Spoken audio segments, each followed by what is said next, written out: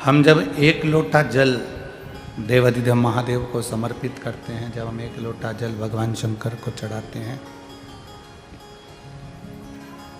एक लोटा जल जब हम भगवान शिव को समर्पित करते हैं, तो वो जल हमारे शरीर में, हमारी राशि में जितने ग्रह खराब होते हैं, सारे ग्रह को वो एक लोटा जल शांत कर देता है और हमारे को ग्रहों के अनुकूल कर देता है।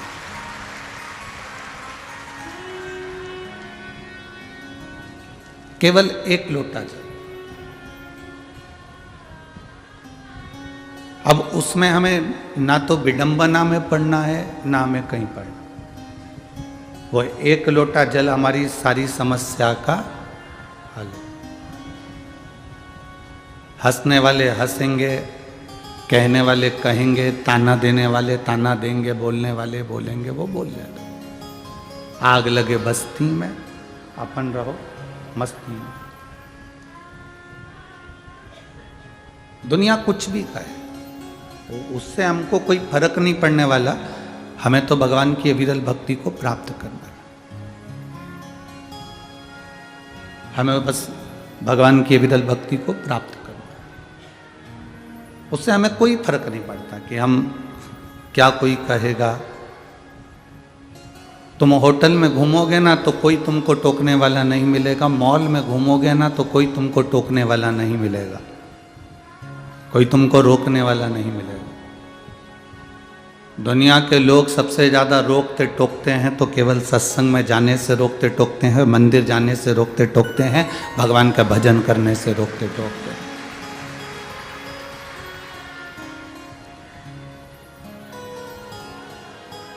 क्योंकि उनको सुहाता नहीं। हाँ, मेरी पंढरपुर की जीजियों और मेरे जीजाओं, मेरी माताओं, मेरी बहनों, मेरी बेटियों, मेरे बेटाओं, एक निवेदन जरूर करेंगे। संसार में जन्म लेने वाले व्यक्ति का सबका दुख अलग अलग है और सबका सुख अलग अलग है। सबका दुख भी अलग है और सबका सुख भी अलग है। आधार कार्ड बनवाया आप लोगों ने? जम के तो बोलो। आधार कार्ड बनाने में सबसे जरूरी दो चीजें होती हैं, बाकी की किसी चीज की जरूरत नहीं होती। दो चीजें आधार कार्ड में सबसे जरूरी है। पहले नंबर पर है तुम्हारा फिंगर, तुम्हारे हाथ की उंगली, फिंगर का निशान। बोलो सही है कि गलत है? आधार कार्ड बनवाने में सबसे जरूरी है दो चीजें, एक हाथ का फिंगर और एक तुम्हारी आंखों की रेटिना। एक तुम्हारे नेत्र की रेटिना, तुम्हारे आंखों की रेटिना।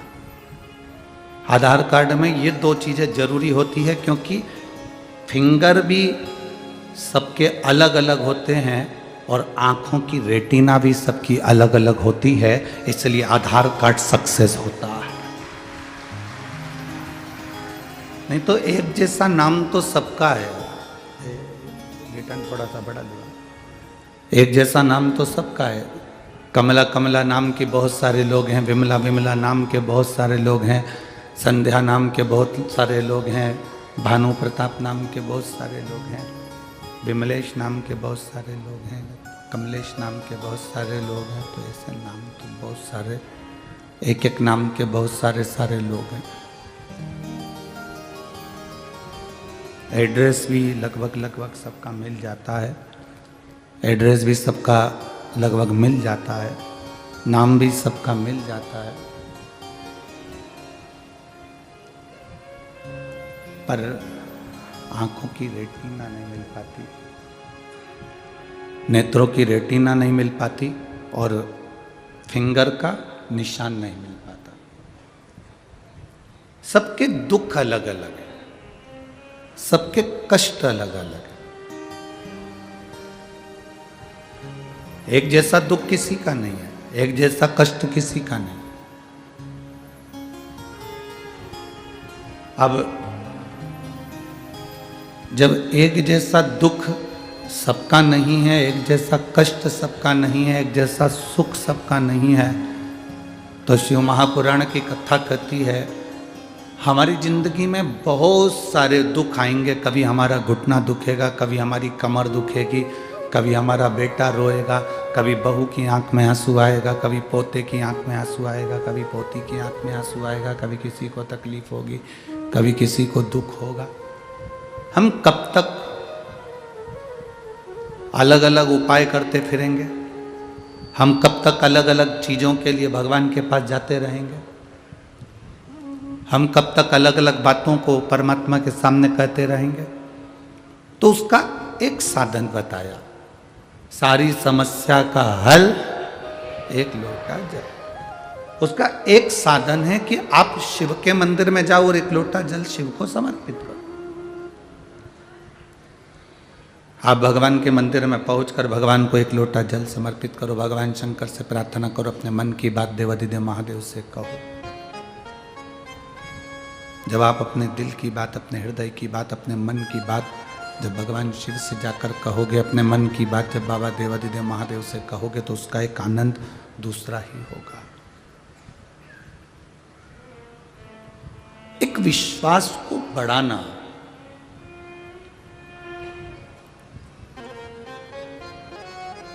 संत नामदेव जी महाराज ने संसार के लोगों को दिया क्या? संत नामदेव जी महाराज ने संसार के लोगों को क्या दिया? संत नामदेव जी महाराज ने संसार के लोगों को विश्वास दिया कि मैं जब विश्वास के बल पर महादेव के मंदिर का दरवाजा बदल सकता हूं, तो विश्वास के बल पर परमात्मा भी पृथ्वी पर आ सकता है।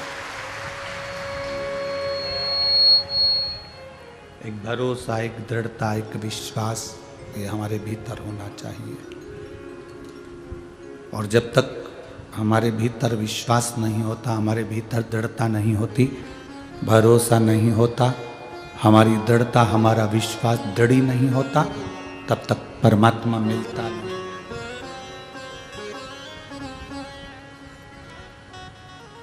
कितना विश्वास! आप सब लोग बैठे हो इस कथा के पंडाल में, लाखों भक्त इस कथा को सुन रहे हैं, और लाखों भक्त आस्था चैनल के माध्यम से, फेसबुक यूट्यूब के माध्यम से भी कथा को सुन रहे हैं। एक आपके भीतर का विश्वास, एक पत्र है, देखिए,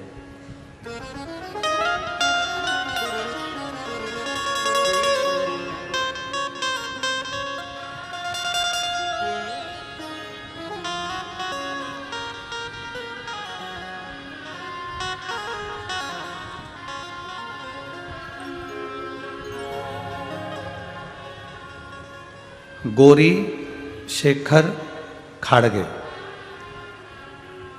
पत्र लिखने वाले आप हैं, पुणे कातराज। मेरा मोबाइल नंबर ये है, जिनने लिखा है अगर वो बैठे हों तो अपना हाथ खड़े होकर हिला सकते हैं। आप ही ने लिखा, एक बार वापिस आते चलो। श्री शिवाय नमस्तुभ्यम। गौरी शंकर खाड़गे,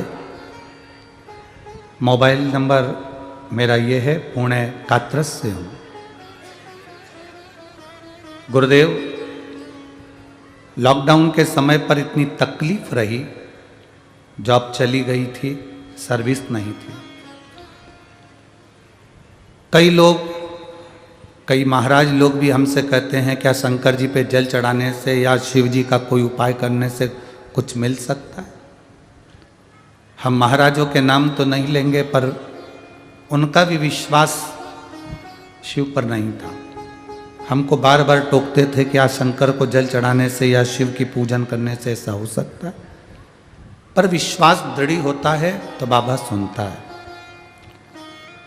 नौकरी चली गई थी, खाने पीने के भी तकलीफें जब आने लगी, केवल एक बार शिव महापुराण की कथा टीवी के सामने बैठकर सुनी और बाबा से विश्वास रखकर, भरोसा रखकर प्रार्थना करा, तो खुद मेरा कोई लेटर नहीं था, केवल एक फ़ोन आया और मुझे ज्वाइनिंग मिल गई और मेरी नौकरी वापिस लग गई।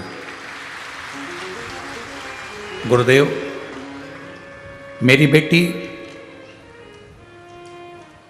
जो शंकर जी को मानती नहीं थी पर शिव जी में उसकी रुचि बढ़ी, वो नीट का एग्जाम दे रही थी, निकल नहीं पा रही थी। बेटी ने कहा, माँ मैं नीट का एग्जाम दे रही हूँ, क्या भोलेनाथ मुझे पास करेंगे? मैंने बेटी से कहा, वो सीओर वाला महाराज कहता है कि मेहनत पूरी करो, कर्म पूरा करो, अपनी मेहनत में कोई कमी मत करो, तो भोलेनाथ साथ जरूर देता है। तू परीक्षा की तैयारी कर, बेलपत्री में शहद लगाकर शिव जी को चढ़ा और फिर एग्जाम देने के लिए जा। मेरी बेटी ने खूब मेहनत करी, गुरुदेव जैसा आप कहते हो उसी अनुसार, पर बेलपत्री में शहद लगाकर मेरी बेटी गई, वापिस लौट कर आई, उसका रिजल्ट आया तो पहली लिस्ट में उसका कोई नाम नहीं आया। जब पहली लिस्ट में नाम नहीं आया, मेरी बेटी उदास हो गई। उसने कहा, माँ भोलेनाथ सुनते नहीं है? मैंने कहा, नहीं, शिव की कथा कहती है कि सुनता है। दूसरी लिस्ट आई, उसमें भी मेरी बेटी का कोई रिजल्ट नहीं आया, नाम नहीं आया। मेरी बेटी तीसरी लिस्ट का इंतजार करती रही और तीसरी लिस्ट जब आई तब मेरी बेटी प्रसन्न होकर कहती है, माँ मैं नीट के एग्जाम में पास हो गई और मेरे बाबा ने मेरी लाज रख ली। गुरुदेव, मैं तो आखिरी में बस यही कहना चाहती हूँ कि लुटा दिया भंडार काशी वाले ने और कर दिया माला माल काशी वाले ने। शिव सुनता है, बैठो बहन, श्री शिवाय में, शिव सुनता है। केवल आपका भरोसा दृढ़ रहना चाहिए, आपका विश्वास डोलना नहीं चाहिए।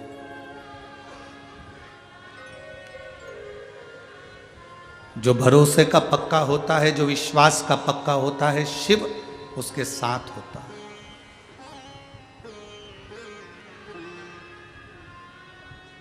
आपका भरोसा कितना पक्का है, आपका विश्वास कितना दृढ़ है।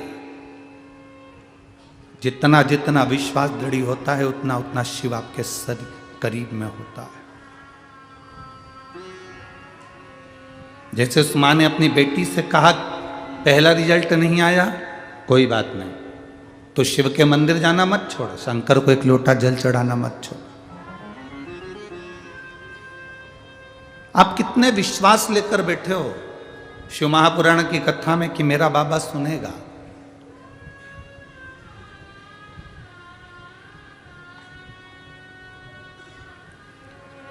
मेरा बाबा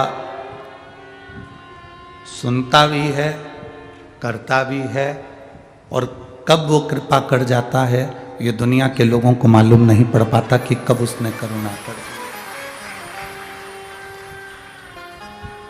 उसको दया सागर कहते हैं, करुणा सागर कहते हैं।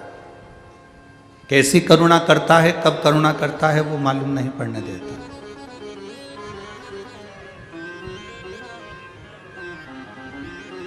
संत नामदेव जी ने अपने जीवन में करा क्या? लोगों के दिल में विश्वास दिया है। संत नामदेव जी ने भरोसा दिया, और बहुत जरूरी है, बहुत जरूरी।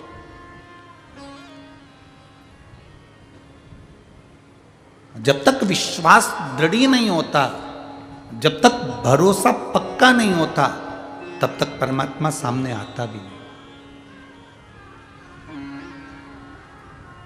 राधा जी गौलोक धाम से चंद्रभागा नदी के तट पर आई और चंद्रभागा जी से उन्होंने पूछा कि गंगा तुम्हारे दरवाजे पर झाड़ू क्यों लगा रही? चंद्रभागा जी ने एक शब्द भी नहीं कहा। राधा जी को हाथ जोड़कर चंद्रभागा जी ने कहा, बस मैं नहीं जानती पर इतना जानती हूँ कि गंगा आती है, बुआरी लगाती है, झाड़ू लगाती है। चंद्रभागा कहती है, इस पंढरपुर में गंगा जी आकर अगर झाड़ू लगा रही है तो ये उत्तर तो स्वयं गंगा ही दे सकती।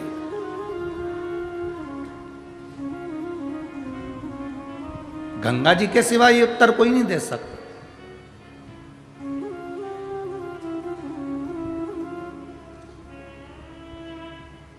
हम जजमान परिवार से कहें, चाहे वो सांसद महोदय संजय जी जाधव जी हों, चाहे वो अभिजीत जी पाटिल जी हों, चाहे वो काबरा परिवार हो, चाहे तिवारी परिवार हो, चाहे कायस्थ परिवार हो, इन सब से कहना चाहेंगे, आपको अगर बाबा ने यजमान पद पंढरपुर का दिया है तो ये आपकी पुण्य नहीं, आपके माता पिता ने कोई पुण्य पूर्वज में करे होंगे तो उनकी पुण्याई तुम्हारे सामने आई,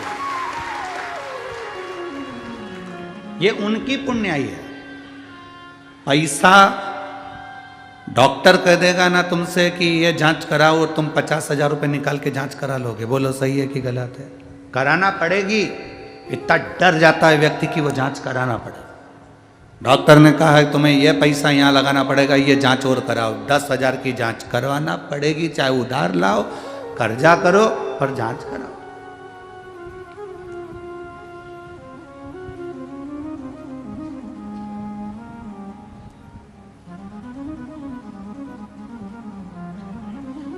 खून की जांच होती है, बोलो होती कि नहीं होती? अरे जम के तो बोलो। खून की जांच होती है, हार्ट की जांच होती है, ब्लड प्रेशर की जांच होती है, हर चीज की, आंखों की जांच होती है, कानों की जांच होती है, बीपी की जांच होती है, शुगर की जांच होती है, हर चीज की जांच होती है। उसी तरह जब तुम्हारा 1 रुपया भी अगर सही जगह पर लग रहा है, तुम्हारा परिवार अगर शिव महापुराण की कथा में यजमान पद ग्रहण करा है, या आप शंकर की कथा में बैठकर कथा सुन रहे हो, या 50 रुपये खर्च कर कर तुम पंढरपुर तक पहुँचे हो, शिव महापुराण की कथा तक पहुँचे हो, तो ये हमारे धन की जांच है कि हमारा पैसा शुद्ध है कि अशुद्ध है। ये हमारे धन की जांच है। ब्लड की जांच होती है, शुगर की जांच होती है, बीपी की जांच होती है, हर चीज की जांच होती है। जब तुम्हारा पैसा बार बार डॉक्टर में लगे तो समझ लेना कि धन कुछ गड़बड़ आ गया है, तो वो गलत जगह लग रहा है। कोई खा के भग गया, कोई तुमने लगाया था पार्टनरी में वो ले गया, कहीं माल भेजा था वो माल डूब गया, उसने पैसा नहीं दिया, समझ लो कि पैसे की जांच हो रही है। और तुम्हारा पैसा अगर जजमान पद ग्रहण कर लिया, तुमने अगर शिव पुराण कथा सुन ली, तुमने 100 रुपये, 50 रुपये, 10 रुपये, 20 रुपये खर्च कर कर, ऑटो में लगाकर, गाड़ी में लगाकर, ट्रेन में लगाकर तुम कथा के पंडाल में पहुंचे, भर चक गर्मी पड़ रही हो, खूब चिलचिलाती धूप पड़ रही हो, और तुम्हारे को प्यास भी लग रही है, और तुम्हें कथा के पंडाल तक जाना है। कई लोग ऐसे भी होंगे पंढरपुर की भूमि पर रह रहे होंगे, पंढरपुर में बंगले और गाड़ियां उनके घर में होंगे, खूब जोरदार मकान बनाकर रह रहे होंगे, पर अपना घर छोड़कर भी वो कथा के पंडाल तक नहीं जा पाएंगे, क्योंकि परमात्मा उनको नहीं बुलाता। सारी दुनिया के लोग, वारकरी संप्रदाय के लोग 200-300 किलोमीटर दूर तक पैदल चलकर, 500 किलोमीटर दूर तक चलकर पंढरपुर पहुंचकर भगवान का दर्शन करते हैं। और कई पंढरपुर में रहने वाले भी ऐसे जीव होंगे जो अपनी दुकान छोड़कर भी हरि विठ्ठल का दर्शन करने आषाढ़ी एकादशी के दिन नहीं जा पाते हैं, क्योंकि उन्हें फुर्सत नहीं। अगर काम धंधा, काम धंधा, काम धंधा, व्यापार व्यवसाय, व्यापार व्यवसाय करते करते करते करते, अरे जिस आषाढ़ी एकादशी को पूरी दुनिया चलकर पंढरपुर आ रही है, उस आषाढ़ी एकादशी को 1 मिनट तो तू भी झलक ले ले मेरी हरि विठ्ठल की, तो तेरी जिंदगी संवर जाए। कमाने के लिए पूरी जिंदगी पड़ी है, खूब कमाओ, पूरा जीवन पड़ा है, खूब दिल से कमाना, कोई मना नहीं करेगा तुमको, कोई नहीं रोकेगा। और हम भी कहते हैं कथा में, तुम्हारी कैपेसिटी से ज्यादा कमाओ, तुम्हारे से जितना बन जाए उससे दुगना कमाओ, हम मना नहीं करेंगे, पर अपने धन की जांच भी करिए। सत्संग में गए, ये हमारे धन की जांच है। भजन में पहुंच गए, भजन में तुम्हारा मन लग गया, ये हमारे अन्न की जांच है।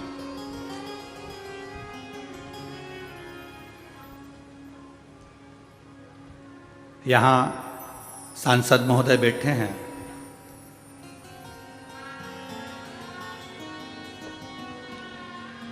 कावरा जी, आपके पास में जो सांसद जी बैठे हुए हैं, इनकी जब शादी पक्की हुई इन्होंने अपनी धर्म पत्नी के गले में मंगलसूत्र बाद में बांधा, क्योंकि संजय बंडू भैया सांसद जी ये वारकरी हैं, इनके गले में तुलसी की कंठी है। इन्होंने मंगलसूत्र बाद में बांधा, पहले गले में तुलसी की माला बांधी, उसके बाद मंगलसूत्र बांधा। पहले तुलसी की माला बांधी, फिर मंगलसूत्र बांधा कि उनको भी वारकरी संप्रदाय में जोड़ा गया। अपना पहले हरि के बन जाओ, पहले परमात्मा के बन जाओ, बाकी की जिंदगी तो सब चलती ही रहना।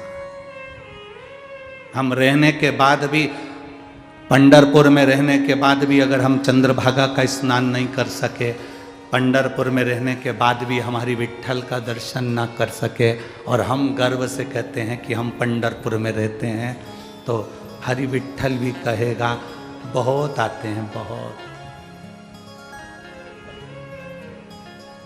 पंढरपुर में बहुत आते हैं, हरि विट्ठल भी कहते हैं इतने आते हैं, किसी के लिए मेरा हरि विट्ठल मंदिर को छोड़कर बाहर चले जाता है, और किसी किसी को मंदिर में अपने सिर पर बिठाकर मंदिर के अंदर ले जाता है। बहुत आते हैं, बहुत।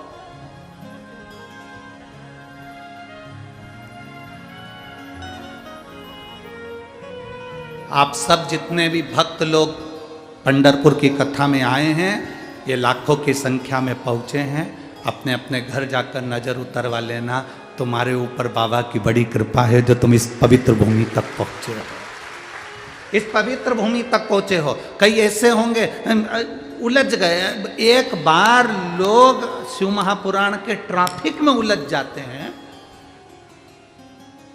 आप में से कई लोग होंगे ट्रैफिक में उलझे कि नहीं उलझे अभी तक? अरे बोलो तो जम के तो बोलो जरा। अब यहां से मतलब मत रखो कि कथा के ट्रैफिक में मतलब, तुम तो मुंबई चले जाओ, पुणे चले जाओ, बड़े शहर में चले जाओ, तुम्हारे नगर में चले जाओ, तुम कहीं जा रहे हो वहां चले जाओ, जब तुम ट्रैफिक में उलझ जाते हो तो तुम्हारा चेहरा कैसा रहता है?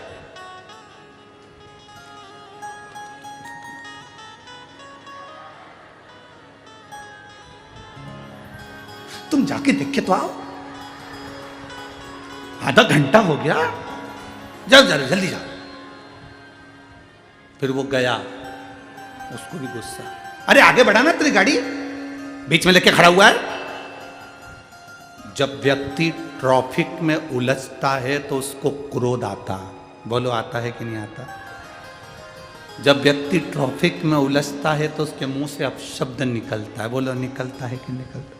जब व्यक्ति ट्रैफिक में उलझता है तो वो डिप्रेशन में आ जाता है, अब कब खुलेगा, आधा घंटा तो हो ही गया, पहुंचना था मुझे इतनी बजे और इतना बज रहा है, जल्दी क्या करूं मैं, अब इधर भी गाड़ी, सामने भी गाड़ी, पीछे भी गाड़ी, करूं क्या, इतना उलझा पड़ा।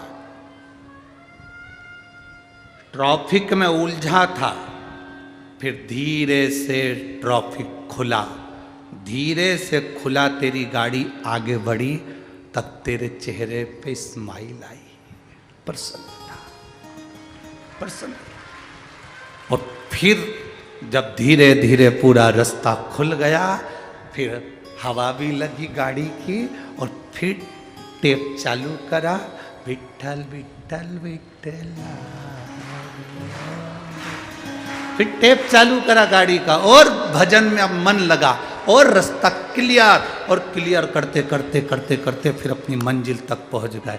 ये केवल ट्रैफिक की कथा नहीं है, ये अपनी कथा है। संसार के ट्रैफिक में अपन सब उलझे हुए हैं, थोड़ा इंतजार करना, ट्रैफिक क्लियर जरूर होगा, उलझने हटेगी जरूर, ये निश्चित है।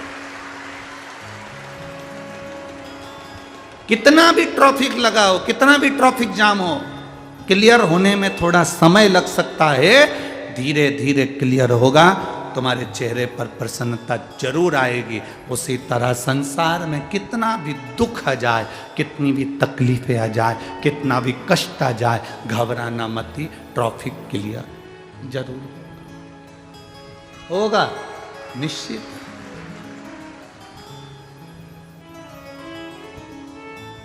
दुख क्लियर होगा, निश्चित है। थोड़ा तकलीफें आई हैं जीवन में, वो मिटेगी।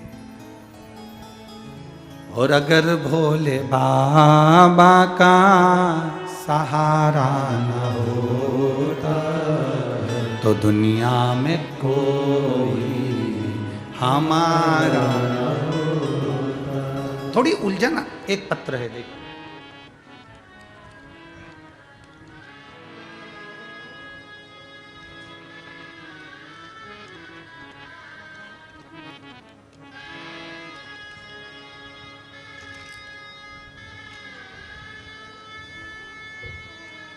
मिस रंजना राजेश बंदमवार, नांदेड़ जिला, धोंगरा। तुम समझ गए क्या? बस अपना काम हो गया, तुम्ही को तो समझना है, बाकी की तो सब जानने दो। मिस रंजना राजेश बंदमवार, नांदेड़ जिला, धोंगरा का। ठीक है, कहीं बैठी हैं, हाथ हिला सकती हैं, कहीं बैठे आप ही हैं, ऐसे हाथ हिला दो एक बार। श्री शिवाय नमस्तुभ्यम, प्रणाम। गुरुदेव, मेरा बेटा जो कि यूपीएससी की तैयारी करता है, अपने शरीर की समस्या की वजह से धीरे धीरे डिप्रेशन में चला गया था। हमने हर डॉक्टर के पास जाकर उसे दिखाया, उसका इलाज करवाया, केवल अपने नगर में ही नहीं बड़ी बड़ी शहर में ले जाकर उसका इलाज करवाया। सारे लोग बहुत परेशान हो गए, हताश हो गए, किसी के समझ में नहीं आ रहा था कि अब क्या करें, इतना डिप्रेशन में वो पहुंच गया था।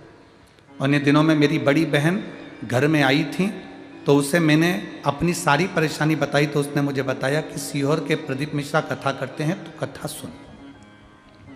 उसमें एक लोटा जल सारी समस्या का हल बताते हैं। शिव महापुराण की कथा सुनना प्रारंभ करा, तभी से मैं शिव जी को एक लोटा जल अर्पित करने लगी, मैं शिव जी को जल चढ़ाने लगी। गुरुदेव, पिछले 6 महीने से शिव जी की आराधना में पूरे मन से कर रही हूँ, और बाबा की कृपा का मैं क्या गुणगान करूँ गुरुदेव। बाबा बाबा है। मेरे रिश्तेदार से मैंने रुद्राक्ष मंगवाया, तांबे के कलश में गलाकर शिव जी को चढ़ाकर वो जल देना प्रारंभ करा।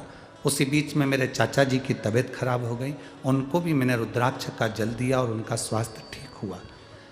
मैं निवेदन करना चाहूँगी गुरुदेव, बाबा की करुणा किसको कहते हैं?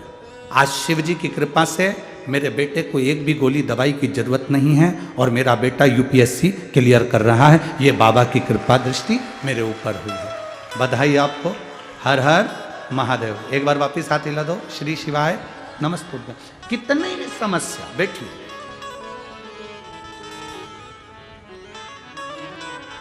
उलझनों में गिरा हुआ व्यक्ति है, डिप्रेशन अर्थात ट्रैफिक का जाम है, ट्रैफिक जाम है तो क्लियर भी होगा। थोड़ी समस्या ज्यादा है तो उसका हल भी होगा। कि अगर भोले बाबा का सहारा न हो तो दुनिया में कोई हमारा न होता। अभिजीत जी पाटिल जी, पंढरपुर के आंबा जी, जब हम यहाँ पहुंचे थे तो इन्होंने कहा था, गुरु जी पंढरपुर में बहुत सारे आयोजन होते हैं, बहुत सारी चीज़ें होती हैं, पर इतनी सारी व्यवस्थाएं हैं, करने वाला हरि विठ्ठल है। एक बार कथा चालू हो जाए ना तो हमारी आधी चिंता मिट जाए। तो कल जब हम जा रहे थे तो पाटिल जी कह रहे थे अभिजीत जी कि गुरुदेव बड़ी कृपा पंडरीनाथ ने करी, मालूम नहीं पड़ने देता कि 1 बजे से 4 कब बज जाती है, और भक्त अपना कथा का रसपान कर कर अपने अपने भवन की ओर चले जाते। शिव तत्व है, यह ओघड़ी का तत्व है। आप जितना जितना भक्ति में डूबेंगे, आप जितना जितना भजन में डूबेंगे, उतना उतना सुख है। डूब लो, बस अंतर है, पानी में डूबने वाला मर जाता है और शिव महापुराण में डूबने वाला तर जाता है। दोनों में अंतर है। पानी में डूबोगे तो मरोगे और शिव महापुराण में डूबोगे तो तरोगे। ये निश्चितता है कि आप शंकर की कथा का रसतत्व जो ग्रहण कर रहे हो उसमें भक्ति का एक आनंद है।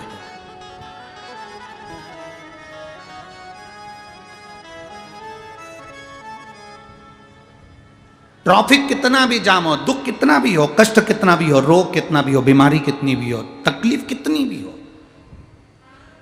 कितनी भी तकलीफ हो, आप शंकर जी को एक लोटा जल तो चढ़ाओ। अब कई माताएं कहती है मैं तो अभी 2 महीने से चढ़ा रही हूं, मैं 4 महीने से चढ़ा रही हूं, भगवान मेरी सुनता ही नहीं है, सुनता ही नहीं है। उसका कारण क्या है? आपने दिल से चढ़ाया ही नहीं।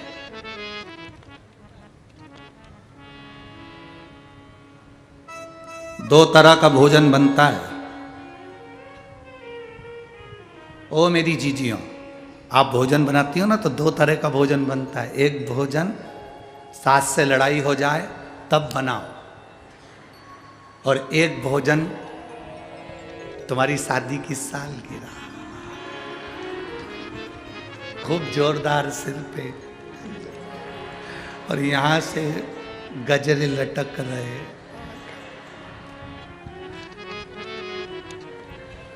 भेरू तो सो ही रिया है और तुम जगदम्बा ऐसी तैयार हो, और पेंसिल से फिर लाइन खींच के और डब्बा भर के और जो तैयार हो के और चाय लेके तुम फिर सर के पास पहुंची, गुड मॉर्निंग, आज अपनी शादी की सालगिरह। पति तकिए से टिका,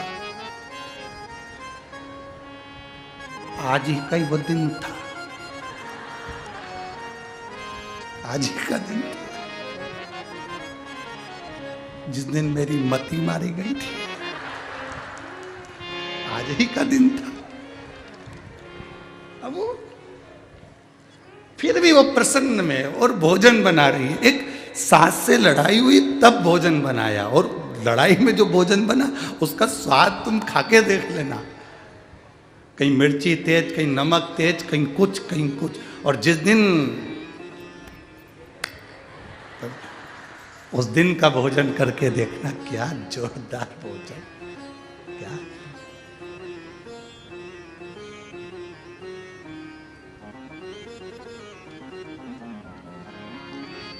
बहुत बहुत समझ वाली बात है। वो एक पति की पत्नी मर गई, आरती सज गई, ले जाने लगे, राम नाम सत्य है। जाते जाते आम के पेड़ के नीचे से अर्थी निकल रही थी, उस पे बंदर कूद गया। जो डाली पे बंदर कूदा वो डाली उसकी पत्नी को लगी, लगते से ही पत्नी उठ के, लगते से पत्नी उठ के बैठी,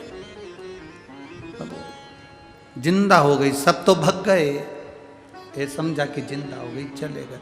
6 महीने बाद फिर मर गई, सब रो रहे थे, ये कुल्हाड़ी ढूंढ रहा था।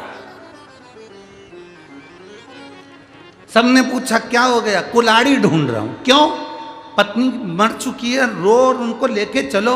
नहीं, पहले आम का पेड़ कटवाओ, फिर लेके जाऊंगा, ऐसे जाऊंगा ही नहीं।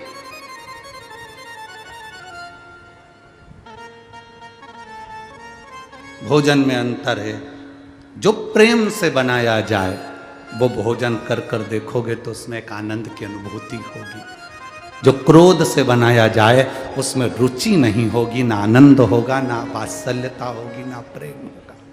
उसी तरह पशुपति व्रत करने वाले भी 2 तरह से व्रत करते हैं। एक भाव से करते हैं, एक हमको कुछ चाहिए तो करते हैं। एक भाव से कि भगवान का मैं व्रत करूंगी और मेरा विश्वास कहता है कि मेरा बाबा सुनेगा। एक पत्र है, देखिए,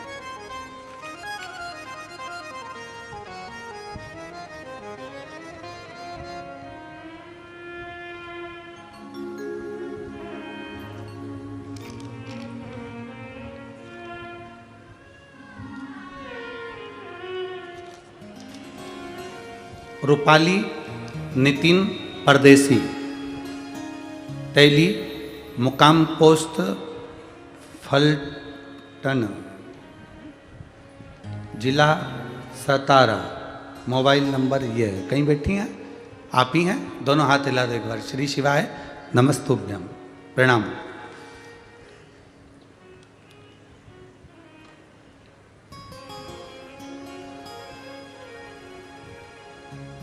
आपने बहुत अच्छी एक लाइन लिखी है। आज तक हमने इस लाइन को तो गुनगुनाया नहीं, पर आपने लिखा है तो बहुत अच्छा लिखा है। ऐसा दरबार कहाँ, ऐसा दाता कहाँ, छोड़ी सारी ये दुनिया, ऐसी सरकार कहाँ। आपको बहुत बहुत नमन, बहुत अच्छी बात है गुरुदेव। मैं बाबा का क्या वर्णन करूं, एक लोटे जल का महत्व बताती हूं गुरुदेव। मेरी सब पीड़ा बाबा ने मिटा दी। 25 साल से रजो धर्म की तकलीफ थी। इतनी पीड़ा पेट में होती थी कि मेरे से दर्द सहन नहीं होता था। सारे डॉक्टरों का इलाज करवाया, दवा ली, पर आराम नहीं लगा। 23 साल निकल गए। फिर अचानक दर्द इतना बढ़ गया कि मेरे पति ने मुझे पूना के कमांड अस्पताल में दिखाया। वहाँ सोनोग्राफी करवाई और डॉक्टर ने जब देखा तो बताया कि बच्चेदानी में 2 गठाने हो गई। एक 4-8 की है सेंटीमीटर की, एक 4-1 सेंटीमीटर की। 2 गठान हैं, आपको ऑपरेशन कराना पड़ेगा। हमने कहा ठीक है, सब जांचें करवा लो, और वापस आ गए। मुझे मेरी ननंद ने कहा कि टीवी पर कथा आती है, आस्था चैनल पर सियोर वाला महाराज कथा करता है शिव पुराण की, वो आप सुनो। हमने कथा सुनना प्रारंभ करा। पहले हम शिव मंदिर नहीं जाते थे, तब हमने 1 लोटा जल चढ़ाना प्रारंभ करा। मेरी ननंद ने बोला कि तू कर, वो सियोर वाला महाराज बताता वैसा कर। मेरा विश्वास कहता है कि तेरे पेट में आराम लगेगा और गांठ में भी आराम हो जाएगा। हमने वैसा करना, जल चढ़ाना प्रारंभ करा। ऑपरेशन की तारीख आ गई। 15 जून को ऑपरेशन था और 12 जून को हमें एडमिट होना था। छत्रपति संभाजी नगर में आपकी कथा होने वाली थी। मेरी ननंद ने मुझे वहाँ पे कथा के पंडाल में आने के लिए कहा। मैंने 7 जून की कथा सुनी और बाबा से पंडाल में बैठ के प्रार्थना करी कि मेरा ऑपरेशन नहीं हो बाबा, मेरी पेट में जो गांठें हैं वो गल जाए, ऐसी कृपा करना। 15 जून को हमको ऑपरेशन के लिए जाना है और 12 जून को एडमिट होना है। 7 जून को हम संभाजी नगर की कथा सुनने के लिए गए। 8 जून को हम वहीं से संभाजी नगर से निकलकर सीधे सीहोर पहुंच गए और वहाँ से रुद्राक्ष लेकर बाबा का दर्शन कर कर हम 10 जून को आ गए। 11 जून को घर पहुँचे। 12 जून को हम फिर रुद्राक्ष का जल चढ़ाकर उसको पीकर हॉस्पिटल के लिए निकल गए। जैसे ही हम हॉस्पिटल में गए, 13 जून के दिन हॉस्पिटल में जब पहुँचे तो हमारी जांचें प्रारंभ हो गई और डॉक्टर ने कहा तुम्हारे पेट में इन्फेक्शन ज़्यादा है, इतना ज़्यादा इन्फेक्शन है इसलिए तुम्हारा ऑपरेशन नहीं होगा। ऑपरेशन टल गया, ऑपरेशन नहीं होगा। हमने डॉक्टर से कहा पेट में दर्द ज़्यादा है, तकलीफ ज़्यादा है, गठाने हो सकता है बढ़ जाए, आप ऑपरेशन कर दीजिए। डॉक्टर ने कहा इतने इन्फेक्शन में हम ऑपरेशन नहीं कर सकते। हम बाबा को नमन कर कर वहाँ से वापस आ गए। शिवजी पे चढ़ा हुआ जल पीना प्रारंभ करा। गुरुदेव आप कहते हो पंडाल में बैठकर कथा सुनने का क्या लाभ होता है। 7 जून की कथा सुनी और आज बाबा के दरबार में बैठकर मैं नमन कर कर कहती हूँ, जैसे ही जांच कराई तो मेरी सारी रिपोर्ट नॉर्मल आई और अब मेरा शरीर ठीक है। मैं बाबा को नमन करती हूँ। बैठिए बहन, श्री शिवाय नमस्तुभ्यम। बैठिए। शिव तत्व की प्राप्ति है। क्या देगा शंभु, क्या प्रदान करेगा शिव, ये उसके ऊपर निर्भर करता है। तेरी कृपा बिना ना हिले एक भी अणु, लेते हैं श्वास तेरी कृपा से तनु तनु। हे गंगाधार मुक्ति द्वार ओंकार तू, भोले ओंकार तू।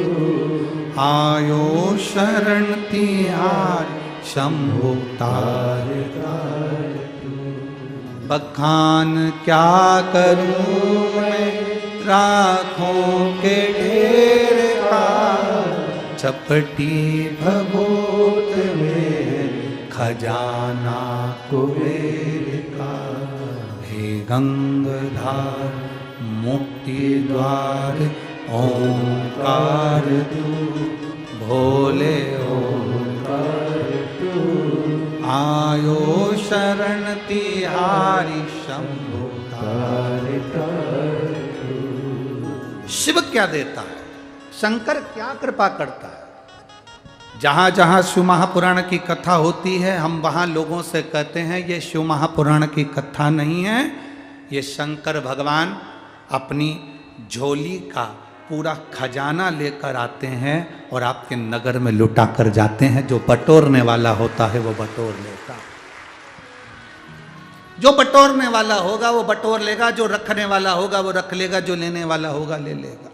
वो जैसे माताएं भजन गाती ना, राम नाम के हीरा मोती में बिखराऊं, गली गली ले लो रे कोई राम का प्यारा, शोर मचाओ।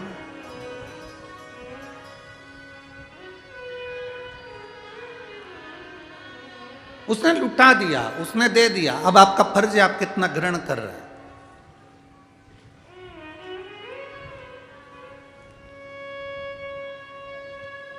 शिव महापुराण में संवाद आता है विद्येश्वर संहिता में,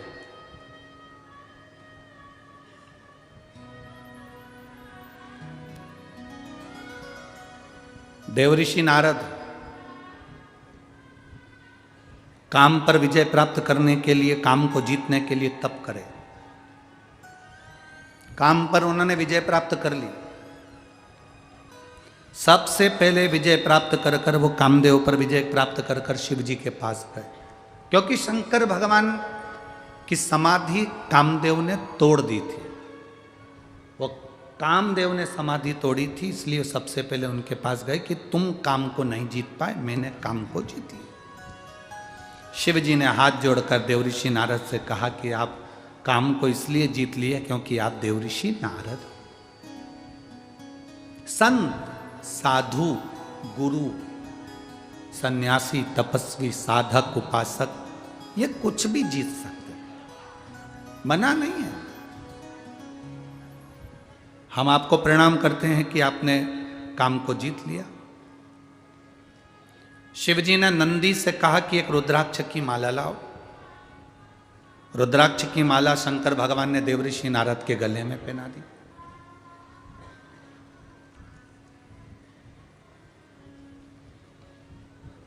नारद जी बाहर निकले तो शंकर भगवान ने कहा, सुनो, जो तुमने मुझसे कहा ये भगवान विष्णु से मत कहना कि शंकर जी काम को नहीं जीत पा और मैं जीत गया। ये आप ना कहिएगा, ये आपको बोलना नहीं है, भगवान विष्णु से हो। देवऋषि नारद जाने लगे। शंकर जी ने बैठने का स्थान दिया था तो देवऋषि नारद नहीं बैठे थे। बाहर निकलते से रुद्राक्ष की माला को निकालकर जमीन पर फेंक दिया देवऋषि नारद।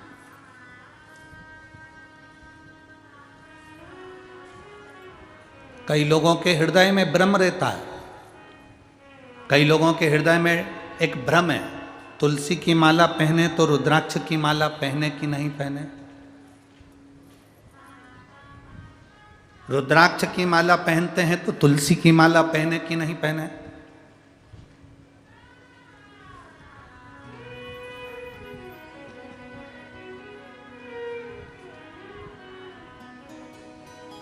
कभी डॉक्टर को दिखाने के लिए गए हो आप लोग?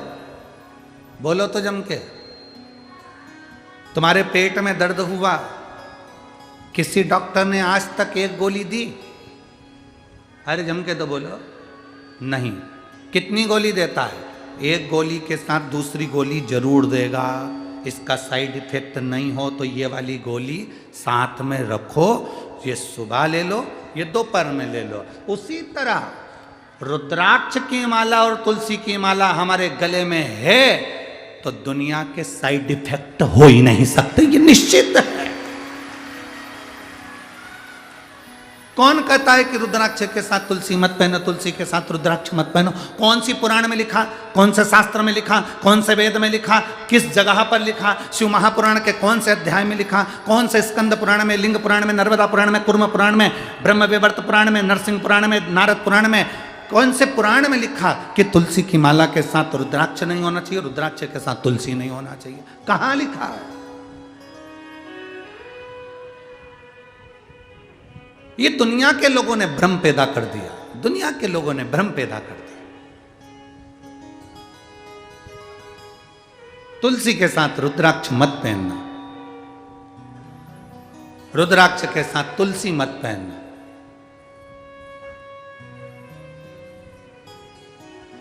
हम तो अंदर से लेकर बाहर तक रुद्राक्ष और तुलसी धारण करते हैं, चाहे जो उस रुद्राक्ष और तुलसी एक, वो कहते हैं ना कि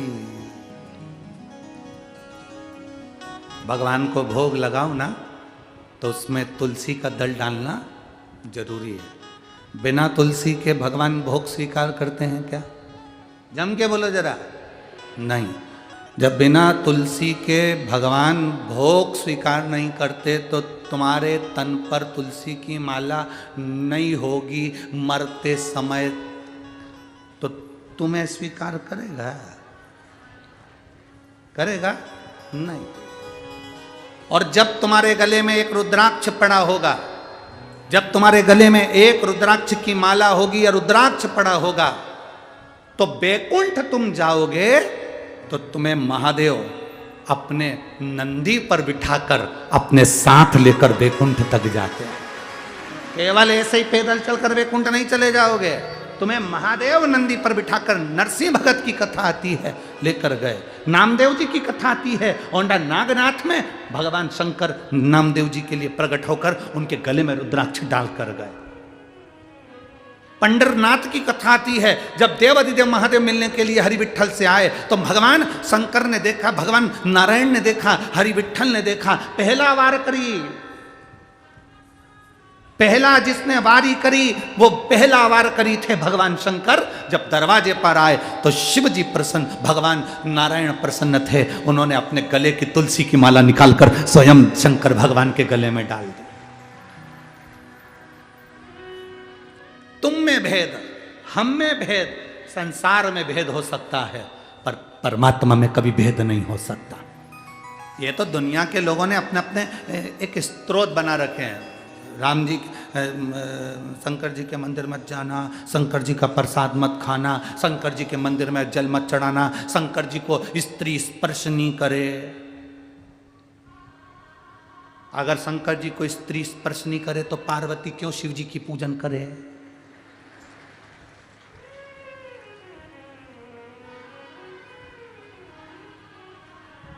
क्यों? अगर स्त्री स्पर्श नहीं करे तो बाबा घृष्णेश्वर की कथा कहती है, 12 ज्योतिर्लिंग में से एक ज्योतिर्लिंग घृष्णेश्वर ज्योतिर्लिंग।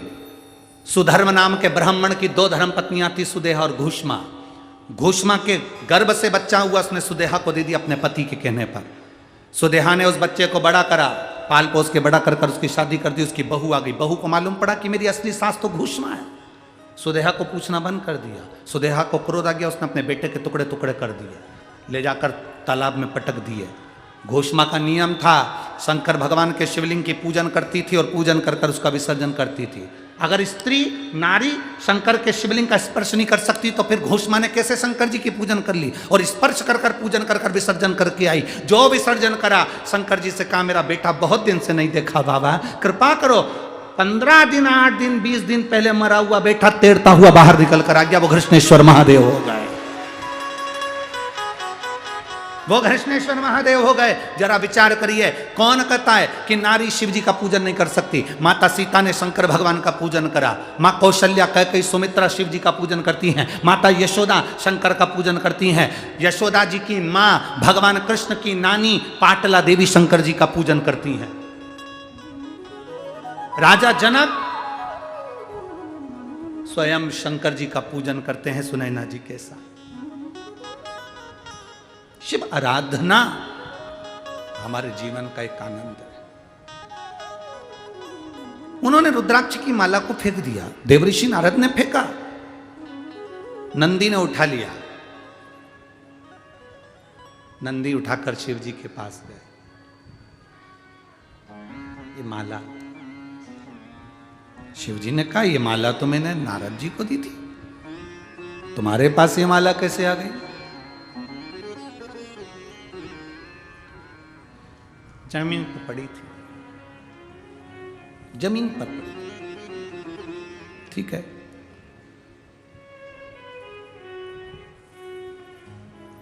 जब जिंदगी में तकलीफ आना होती है तब व्यक्ति शंकर भगवान की निंदा करना चालू कर देता है, या शिव पुराण की निंदा करना चालू कर देता है, या शंकर के भक्त की निंदा करना चालू कर देता है। सब समझ लेना, जब मुख से शंकर की निंदा हो रही हो, शिव पुराण की निंदा लोग कर रहे हो, जिसने करी, अब समझ लेना कि उसके जीवन का तकलीफ का समय प्रारंभ हो गया।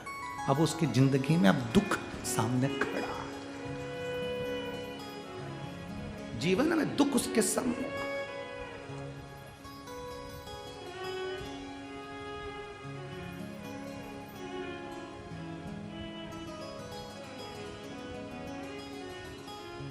जैसे ट्रेन का सफर करने वाले को दरवाजे के पास की सीट मिलती है तो सबसे ज़्यादा तकलीफ का सामना करना पड़ता है। जो जाए वो दरवाज़ा खोल के चले जाए, सर सर करके हवा आए। बोलो सही है कि गलत है? जो आए वहीं पर खड़ा हो जाए, धक्के दे। उसी तरह जैसे कि मकान जो बनते हैं, उस मकान में जो कॉर्नर का मकान होता है उसमें भी तकलीफें रहती है। ये नियम, जैसे हवा के प्रेशर पड़ता है दरवाजे पर, तो दरवाजे पर पड़ता है तो वहीं बैठे हुए व्यक्ति को तकलीफ भोगना।